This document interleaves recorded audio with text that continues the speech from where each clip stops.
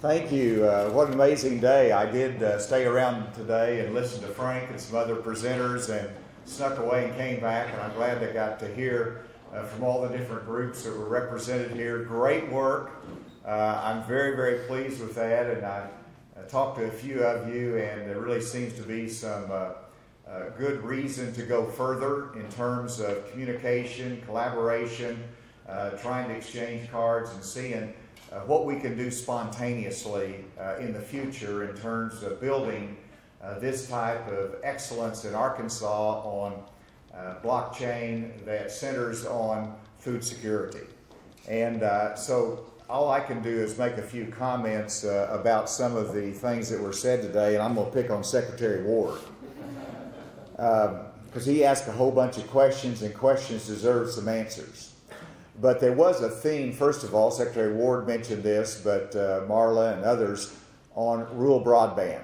And that is the essence of a need in our state, that we can't be successful in disruptive technologies dealing with agriculture if we don't have strong access to high-speed broadband in our rural communities. And I want you to know that is a focus of mine. It's a challenge because I'm not a dictator and I can't say it be done.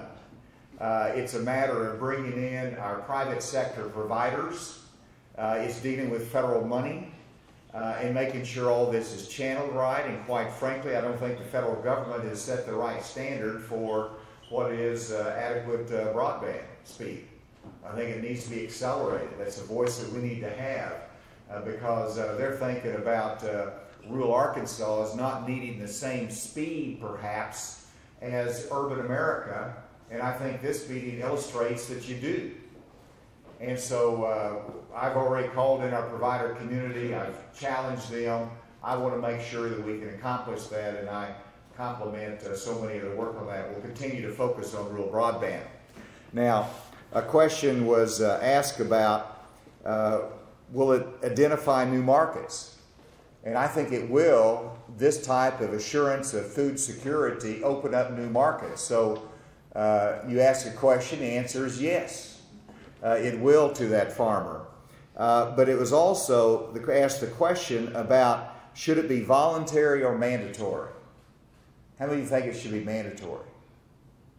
How many think it should be voluntary? Well, it should be market driven. And that's the incentive, and it will be voluntary. Now, I'm sure we were probably thinking on different things. Somebody was thinking mandatory in different ways. But you can be mandatory if you are Walmart in the supply chain and say it's going to be mandatory to be in our supply chain that you participate in blockchain.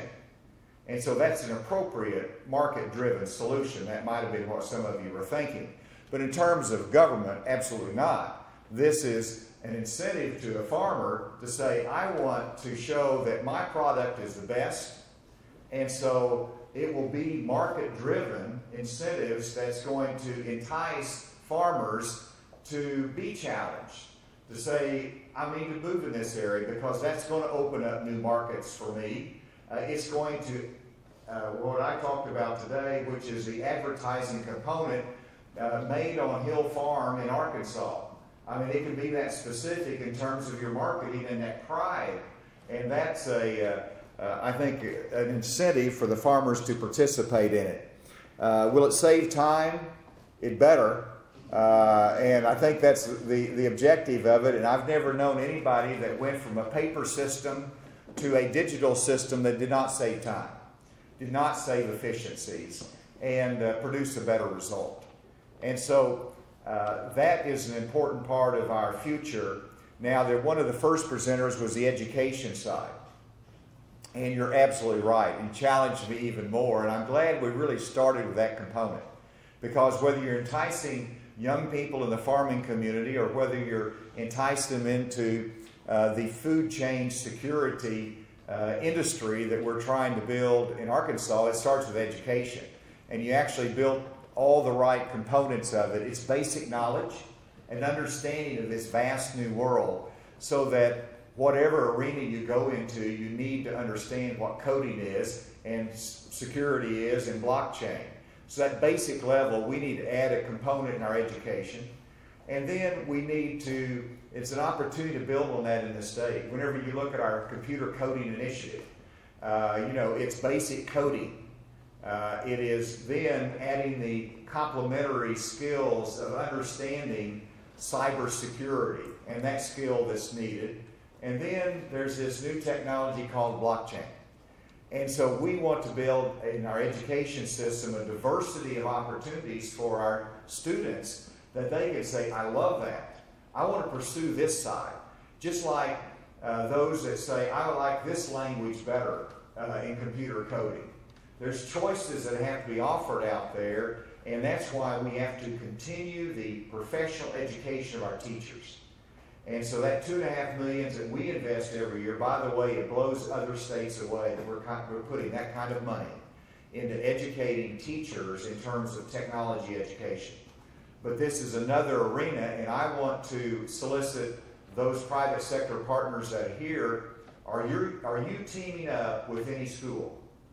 Are you offering 1 hour a week that you go into a computer science class and you can expose them to blockchain? You can expose them to your experience in your unique industry. 1 hour a week from your professionals added to the school environment opens up the eyes of these kids in ways that is unimaginable.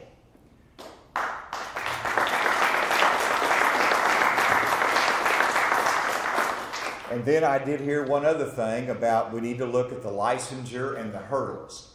And that's our role as governor, is as you work in this arena and you identify obstacles, let us know. We will tear those obstacles down.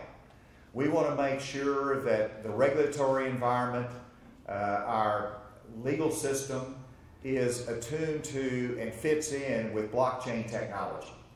In fact, it's probably so new there's not any model laws. Perhaps we can have creative thinkers here and say, what can facilitate Arkansas as blockchain leaders in food security? And perhaps it starts with model laws.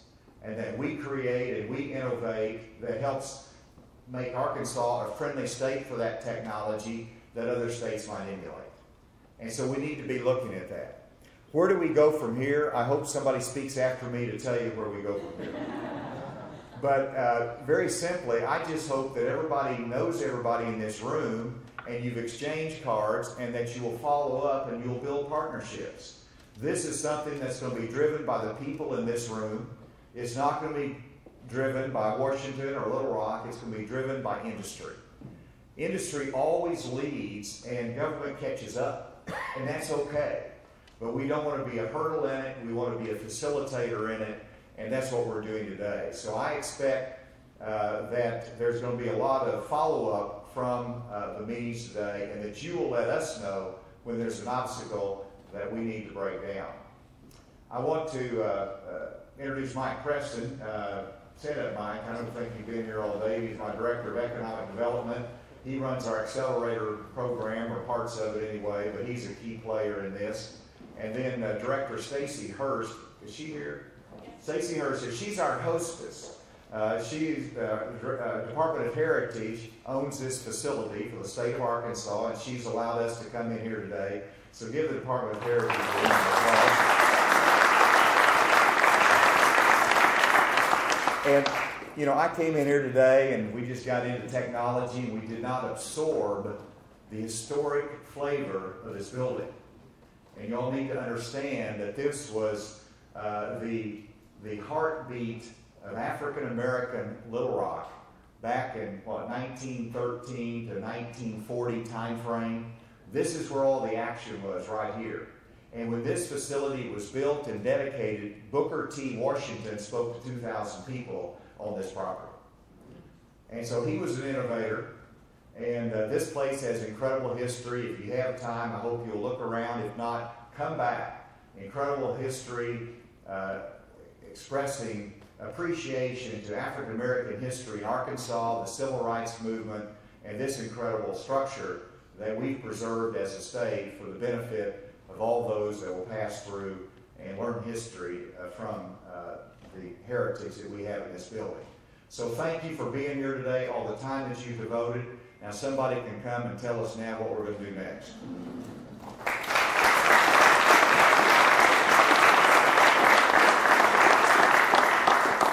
Thank you, Governor Hutchinson. Great call to action. More to follow. I have two quick reminders before we wrap up with some closing remarks. First of all, there was a survey URL up on the screen before. We'll send that to you. We'd love to get your feedback. Thank you for spending the day with us. We'd also like your thoughts as you leave. Second thing is, after the closing remarks, we'd like a group photo. And so I'm going to ask those of you in these first three tables just to turn your chairs around, because our photographer will be up in the balcony. And then the other 6 tables, if you would come stand in this area, we think we can squish into this space. Okay, so one quick photo, and then we'll let you go. So without any further ado, let me bring up Dave Cole, who is the Vice President of Public Sector for IBM, for closing remarks. Thank you.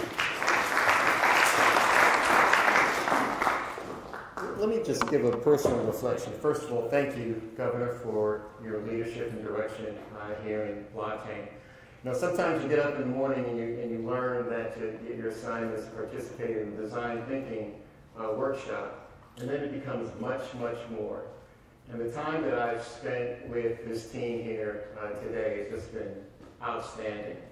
And, you know, we talk about what we brought together in terms of an ecosystem, but what we really have here is a community of folks really focused on a common goal, which is to drive excellence in the area of blockchain. So first, I want to thank everyone for the investment that you made, and you deserve a round of applause for today's investment. We touched on a lot of things in the design workshop. We focused on the farmers.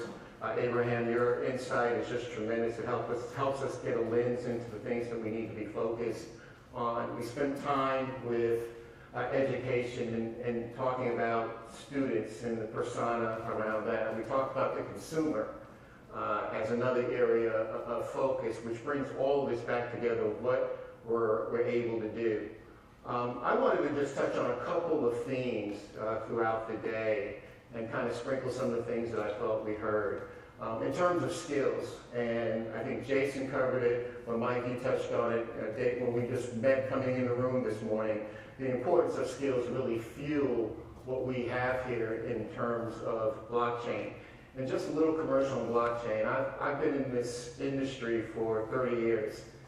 And there's very few times that you see something that, in terms of innovation, that can revolutionize how we do things and what we do and the benefits that had come along with that. And blockchain is one of those moments.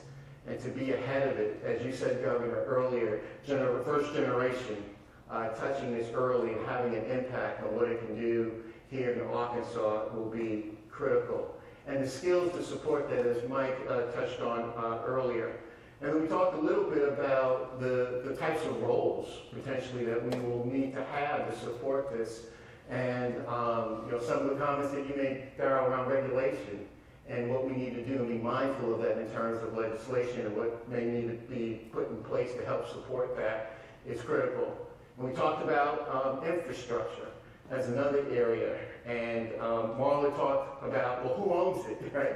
So this is some of the elements that we are thinking about. And what that did was it created a dialogue amongst all of us that will continue. And we'll talk a little bit as far as a list of next steps, Governor. I don't have that list, but I'm going to tell you exactly what I believe are the next set of steps to honor your request.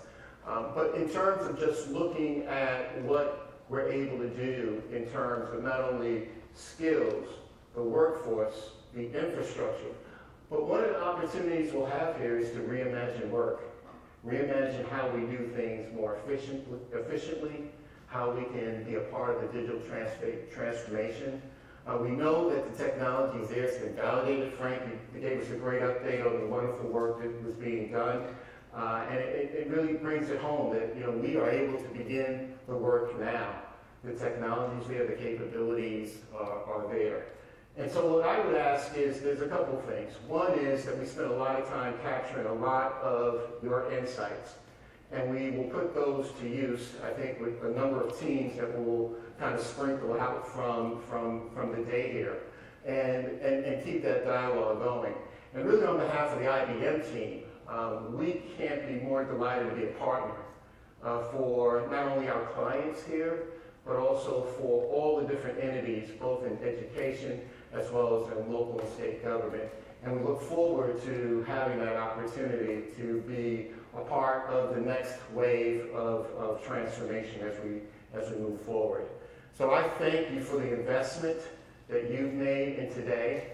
The return is going to be there immediately in terms of what we do next to really start to achieve one Arkansas, number one, excellence in food safety for the state, and then really all of the other elements of benefit that will come from being a part of this community here in Arkansas. So thank you for allowing me to be a part of this today. I learned so much. I met new folks, had an opportunity to learn about new things that are going on here, and I'm also humbled by the hollow ground that was referenced earlier, Governor, so thank you very much.